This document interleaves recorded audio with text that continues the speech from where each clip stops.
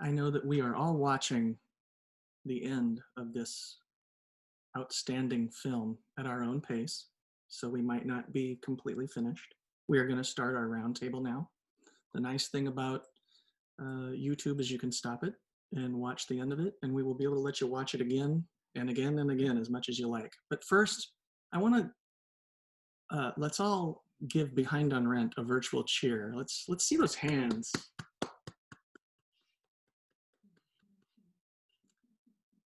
wonderful. That was some really powerful storytelling, Gabriella. And I want to remind everyone that this short film will be available for viewing as part of the Evicted exhibition at the Nebraska History Museum when it is set to reopen to the public in 2021.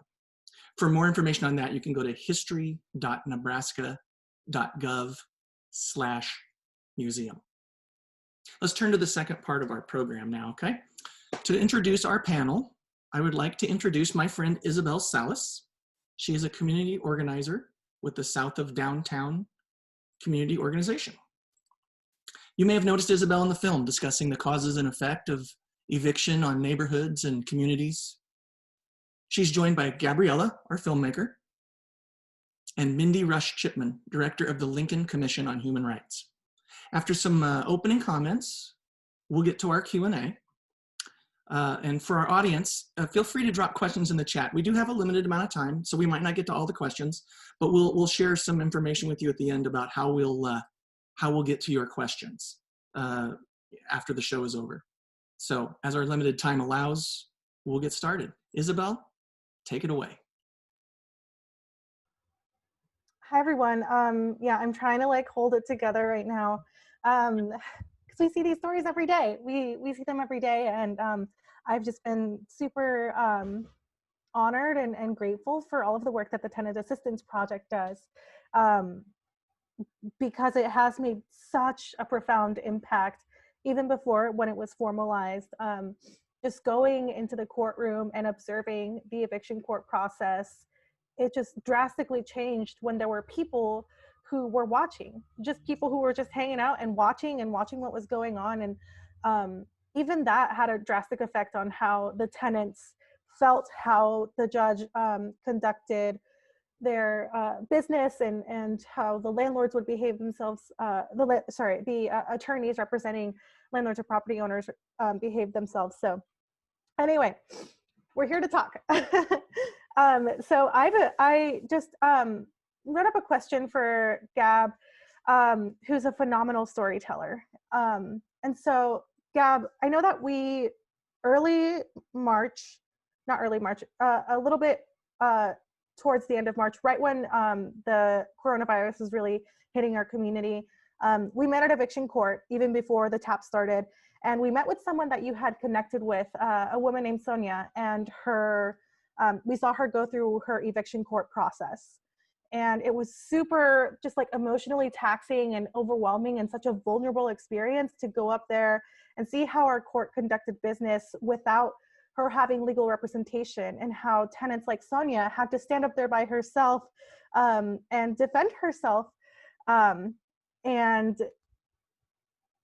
I just want to hear, because Sonia is so much bigger than her eviction record, people who get evicted and have evictions on their record are set up to fail within the system. Even when they get help through the Tenant Assistance Project, we saw that Danelle is currently experiencing homelessness. What do you want people to take away from your film and the real stories that you've captured? Thank you, Isabel.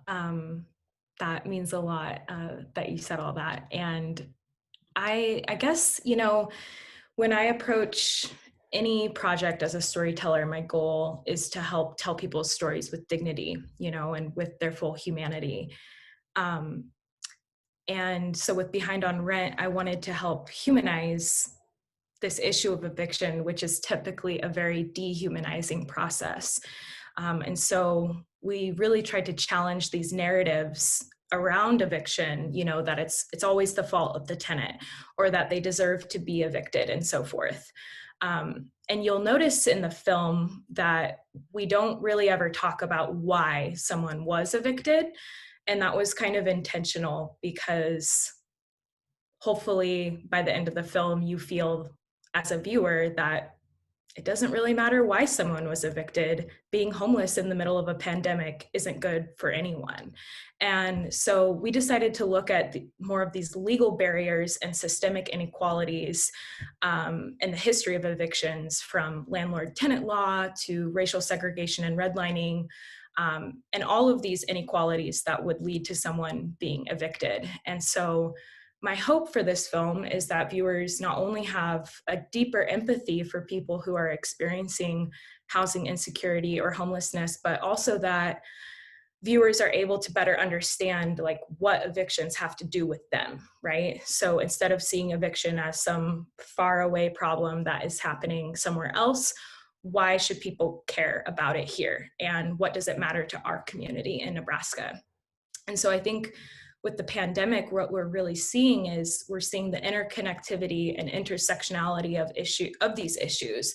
You know, we're seeing how systemic racism impacts housing inequality and how evictions impact public health.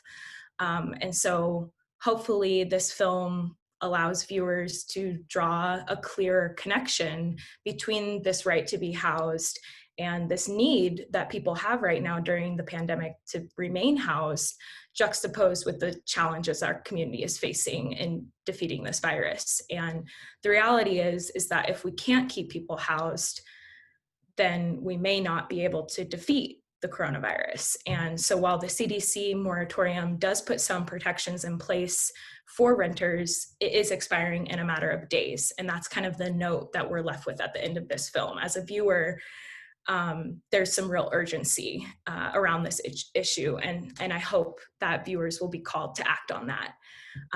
So on that note, I'm going to turn it over now to Mindy Rush Chipman with the Lincoln Commission on Human Rights.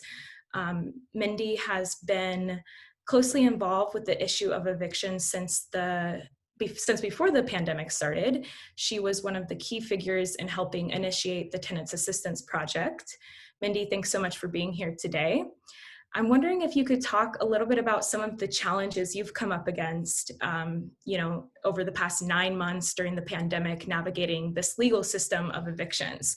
We've seen a number of protections come and go over the past year, from the CARES Act to the governor's executive order here in Nebraska, yet evictions kept happening and are still happening. So Mindy, why is the system the way it is? Why are eviction cases still being heard when other court cases have been postponed or shut down due to COVID? And lastly, if you could touch on what we might all expect going into 2021 with the CDC moratorium expiring at the end of the year.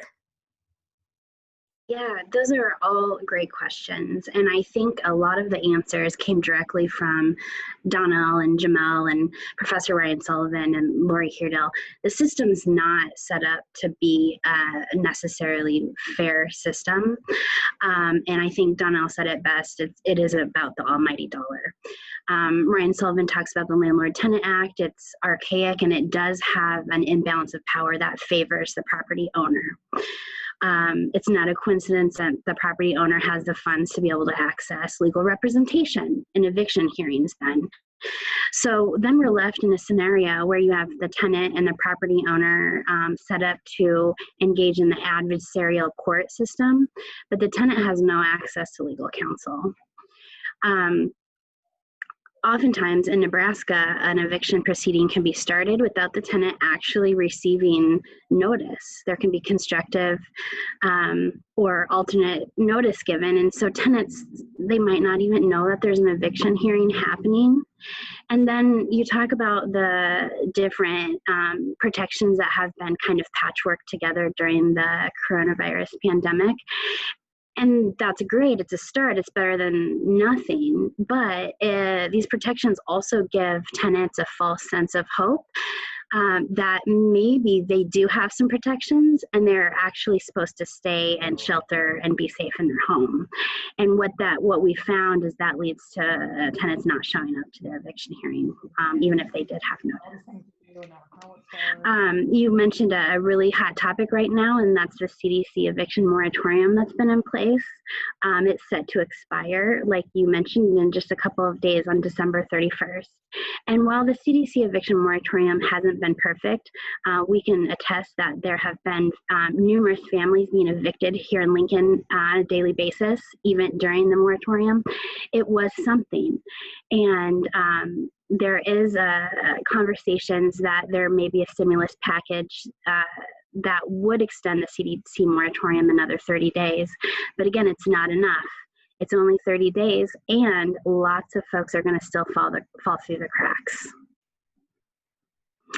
On that note, Isabel, I'm going to swing it back to you for a second and make sure we talk about how folks that are with us today can take action and move forward.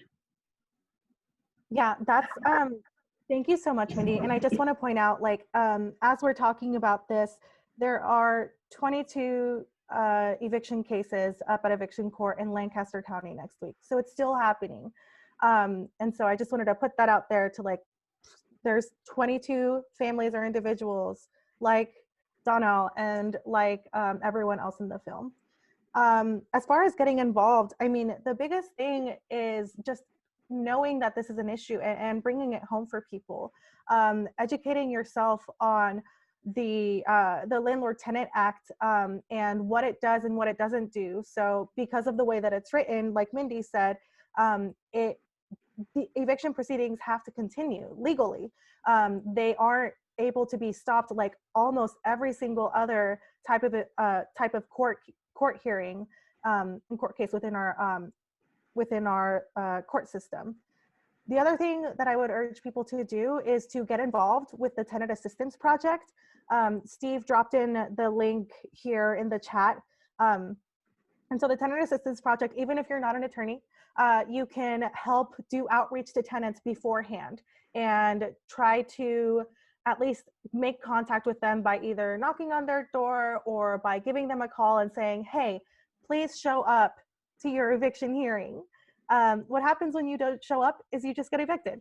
It's not even a thing. It just happens unless someone there is there to represent you, or if you show up yourself and solicit the help of the Tenant Assistance Project.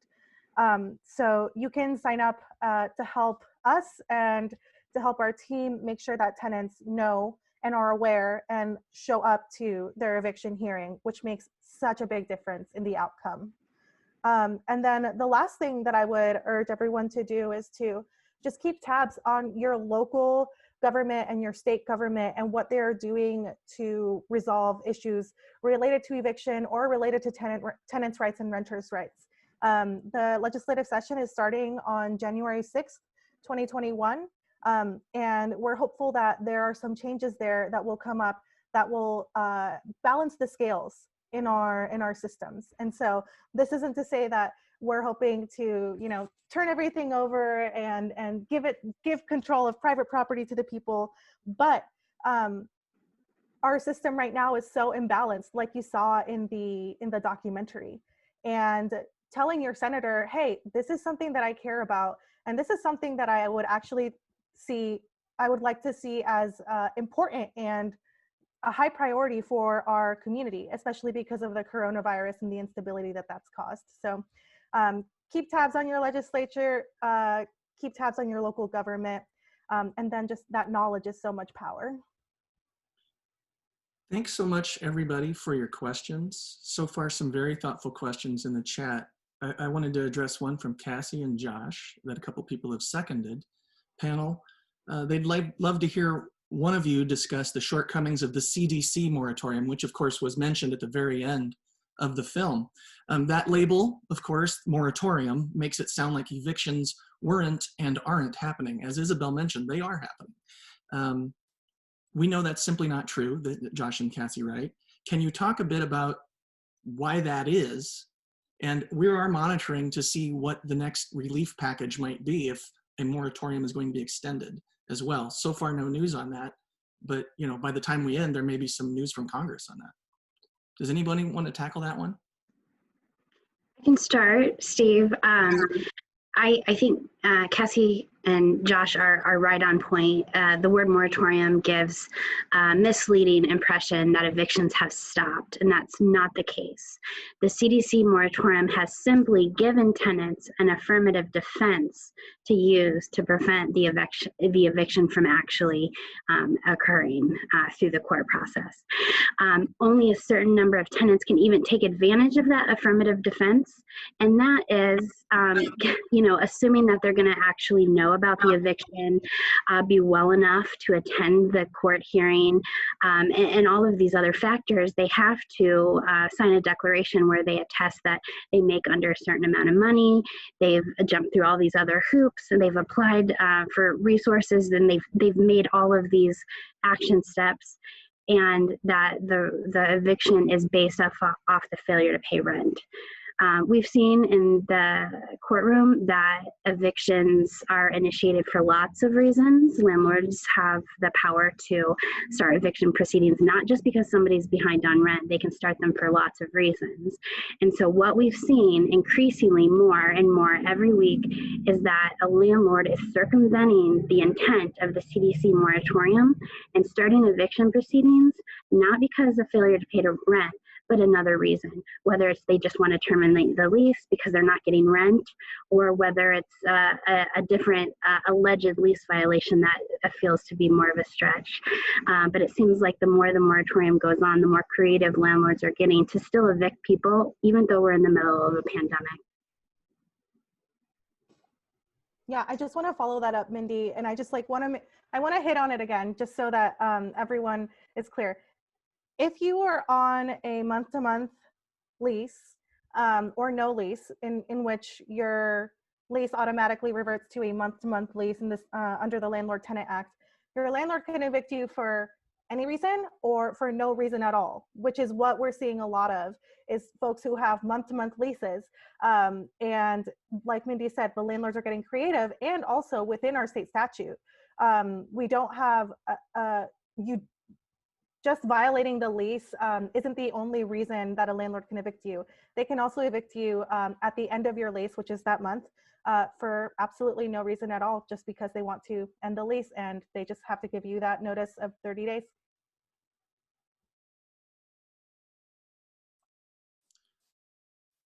Okay, Greg asks, panel, are there any mediation organizations, we've talked about a couple of them, but we've maybe touched on them briefly, or agencies that could work to resolve disputes between landlords and tenants before it gets to this eviction stage, before people are having to lie in the halls and wait for their name to be called?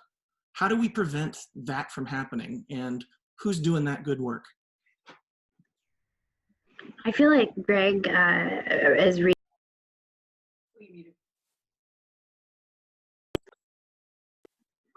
Sorry. Yeah, I feel like Greg read my mind.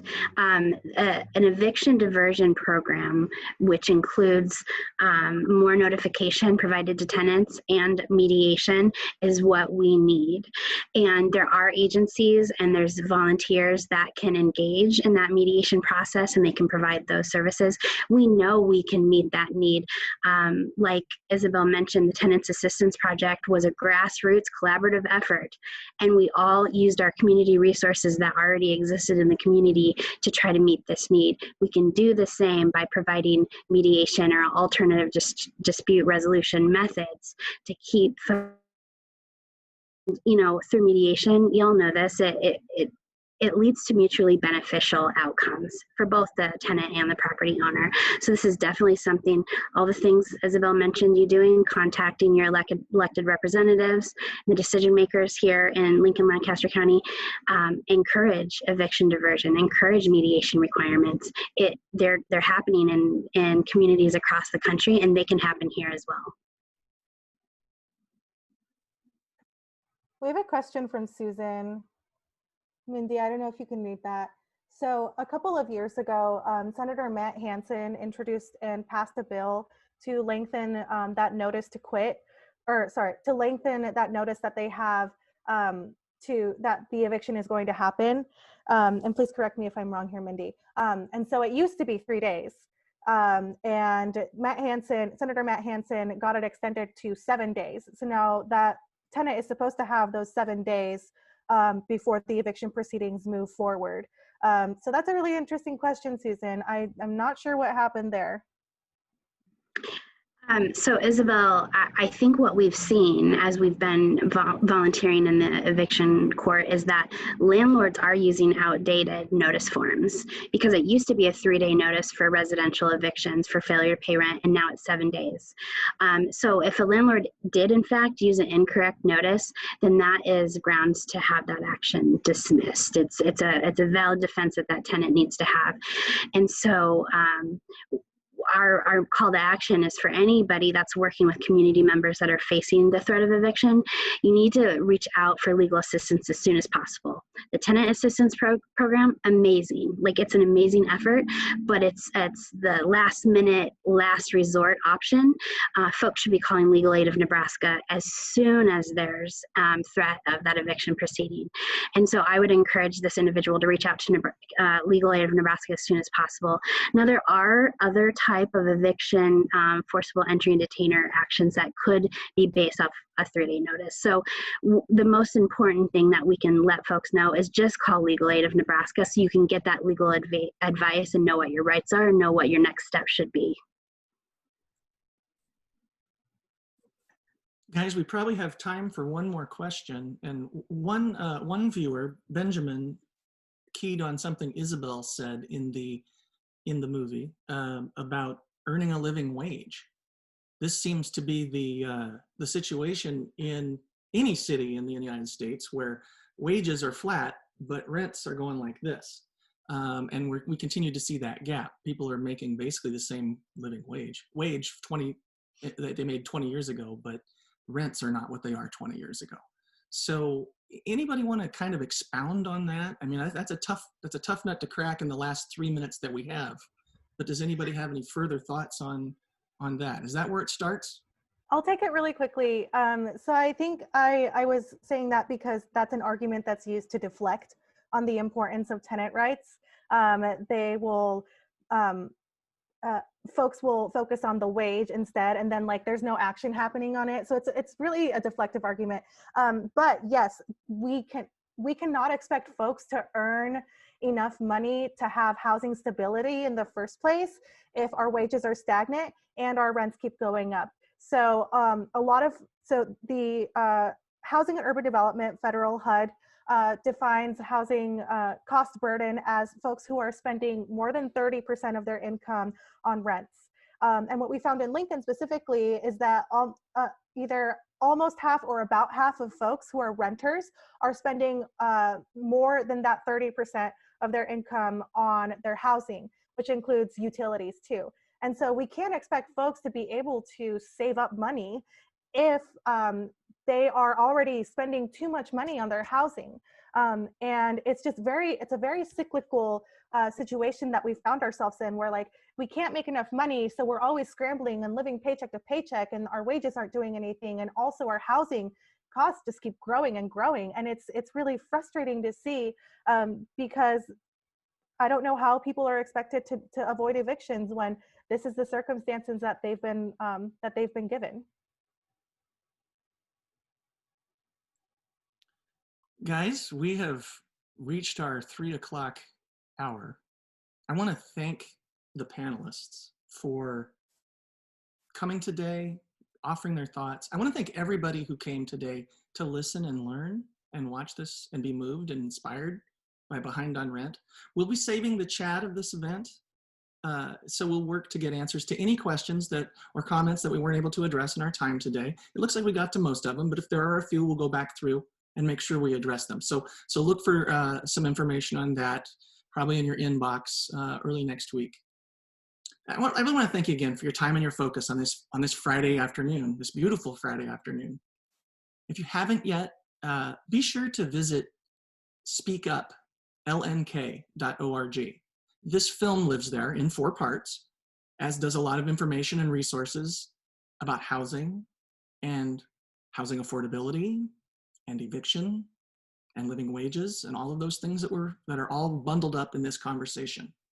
If you'd like to join the Speak Up campaign, there's information on the site how to get involved. We want to thank you, everyone. Have a great weekend.